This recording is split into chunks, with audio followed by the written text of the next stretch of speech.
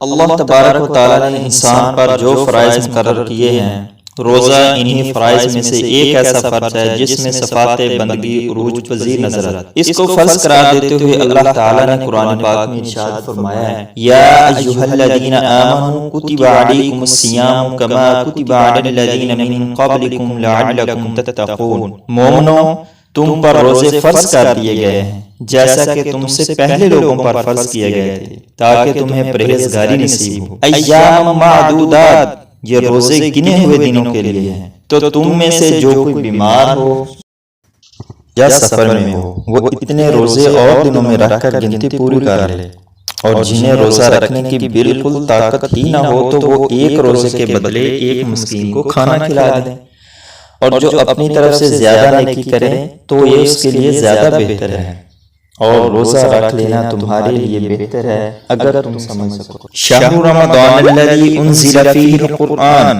رمضان کا مہینہ کہ اس میں قرآن نازل ہوا ہے، جس میں لوگوں کے لیے ہدایت، رہنمائی اور فیصلہ کن روشن دلیلیں ہیں، تو تم میں سے جو کوئی یہ مہینہ پائے ضرور اس کے روزے رکھے، اور جو بیمار ہو یا سفر میں تو اتنے روزے اور دنوں میں رکھ کے پورے کر لے۔ ماہ رمضان کے روزے دین اسلام کا نہایت ہی اہم رکن ہے۔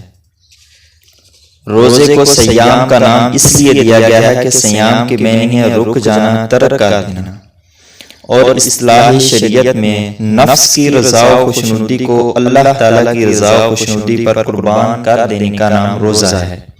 نفس کی خواہش و چاہت کو اللہ تعالیٰ کی رضا کے لیے ترک کر دینے کا نام روزہ ہے۔ اللہ تعالیٰ کی رضا کی خاطر اس کی ناپسندیدہ باتوں سے رک جانے کا نام روزہ ہے۔ خواہشات سے صبر کرنے کا نام روزہ ہے۔ اس لیے حدیث قدسی میں اللہ تعالیٰ نے ارشاد فرمایا، میں ایک نیکی کا بدلہ 10 گنا سے لے کر 700 گنا تک دیتا ہوں، لیکن روزہ ایسی نیکی ہے جو خاص میرے لیے ہے، اسی لیے روزے کی جزا میں خود ہی دیتا ہوں، یعنی اس نیکی کا اجر بلا حد و حساب ہے۔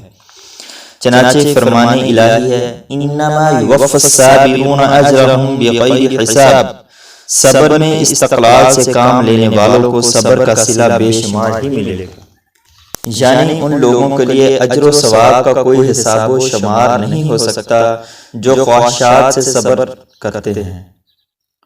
روزہ کی فضیلت کا اندازہ کون کر سکتا ہے کہ اللہ تعالیٰ نے خاص طور پر اسے اپنی ذات سے منسوب فرمایا ہے، اور وضاحت سے فرما دیا کہ روزہ میرے لیے ہے اور اس کی جزا بھی میں خود ہی دوں گا۔ اگرچہ ہر عبادت اللہ تعالیٰ کے لیے ہی ہے، لیکن روزہ کی تخصیص فرما دی۔ جس طرح کہ کعبہ کو اپنا گھر کہہ دیا، حالانکہ ساری کائنات اور ہر چیز اللہ تعالیٰ کی ہے۔ اس کی وجہ شاید یہ ہے کہ روزے کی حقیقت ترک خواہش نفس ہے، جو لوگوں کی نظروں سے پوشیدہ ہونے کے باعث بالکل بے ریا و باطنی وصف ہے۔ حضور اکرم صلی اللہ علیہ وسلم نے اس حصے میں ارشاد فرمایا، عبادت کا دروازہ روزہ ہی ہے۔ سبحان اللہ۔